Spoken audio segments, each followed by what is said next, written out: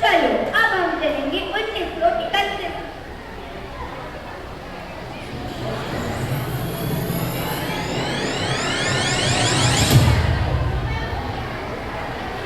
मेरा रंग दे बसंती चोला, मेरा रंग दे बसंती चोला, बसंती चोला, मुझे रंग दे, मुझे रंग दे, मेरा रंग दे बसंती चोला, मेरा रंग दे बसंती चोला, मेरा रंग दे बसंती चोला, मेरा रंग दे बसंती चोला, रंग दे बसंती चोला।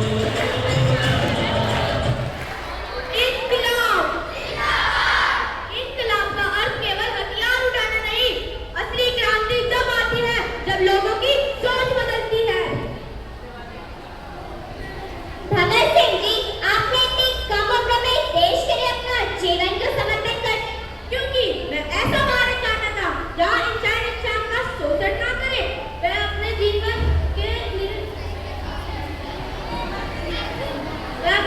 के उसमें समर्पित करे। क्या आपको अपने जीवन की चिंता नहीं थी? हर व्यक्ति को अपने जीवन से प्रेम होता है, लेकिन कभी-कभी देश और समाज के व्यक्तिगत हित से ऊपर उठना पड़ता है। आज के युवाओं के लिए आपका क्या संदेश है? युवा केवल दर्शक न बने, वे पढ़े, सोचे, प्रश्न करे और देश के निर्माण में अपना योगदान दे। हम तो आजादी को बस एक छुट्टी समझ रहे हैं। आजादी केवल अधिकार नहीं है, जिम्मेदारी भी है। इनकलाब अब हम जाएंगे 1942 में।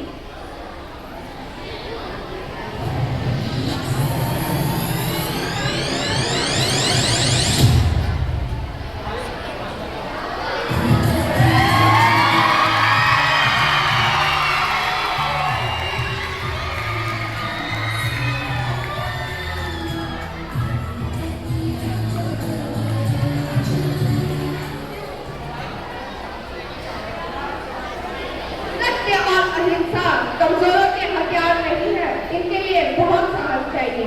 बापू, आपने अंग्रेजों के खिलाफ युद्ध कैसे लड़ा? सत्याग्रह, अहिंसा और जन भागीदारी के माध्यम से।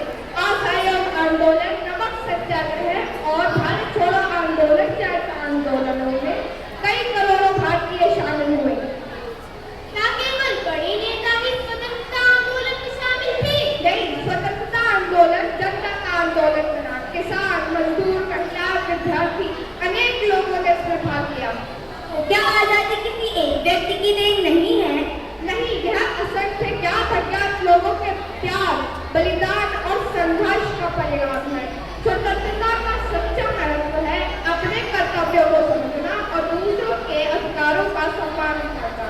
अंग्रेजों भारत छोड़ो, अंग्रेजों भारत छोड़ो। चलिए अब हम चलते हैं 1943।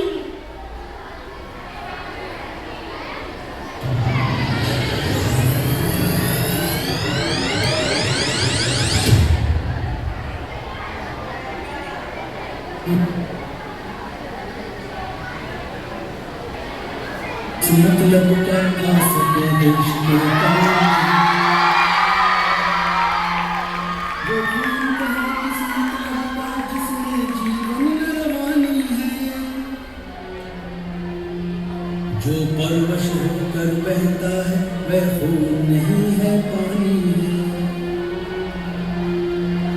उस दिन लोगों ने सही सही खून की कीमत पहचानी, जिस दिन सुभाष ने बर्मा में मांगी अपनी कुर्बानी।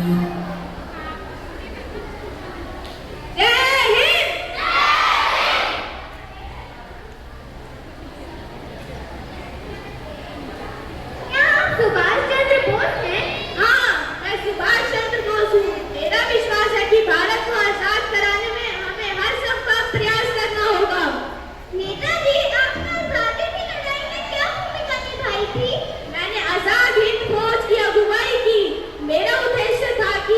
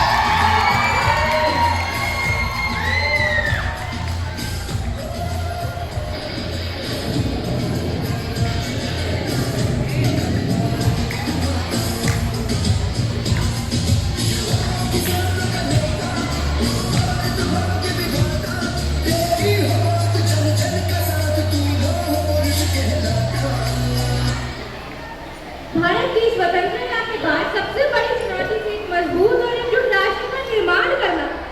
सरदार पटेल जी, आपका लोह-पुरुष क्यों कहा जाता है?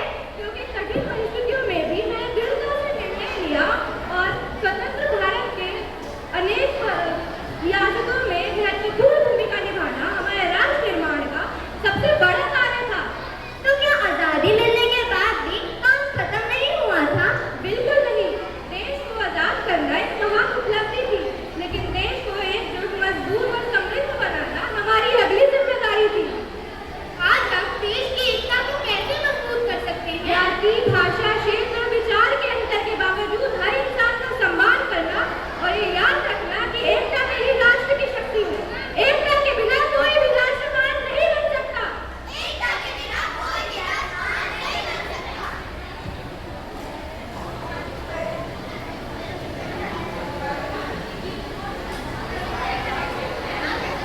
उसे फूल खिले कोड़ों की डोर से भी राग के सुनाई पड़े।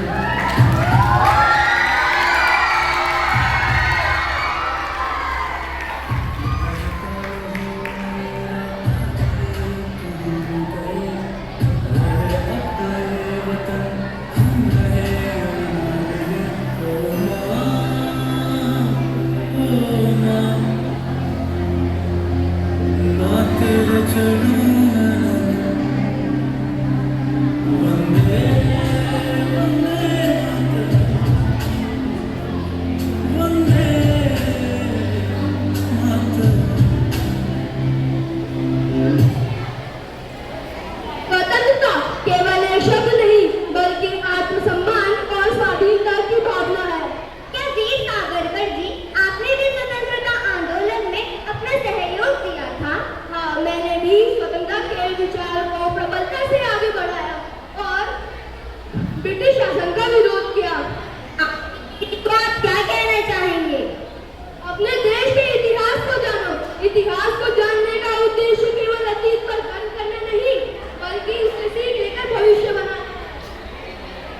याद रखो, जिस राष्ट्र के युवा अपने इतिहास को भूल जाते हैं, वे अपने भविष्य की राह से भटक सकते हैं।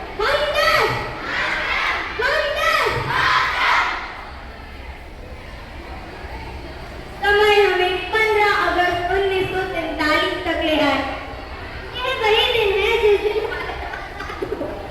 कितने लोगों ने इस दिन का सपना देखा होगा और कितने लोगों सपने को पूरा होते देखने से पहले ही शहीद हो गए।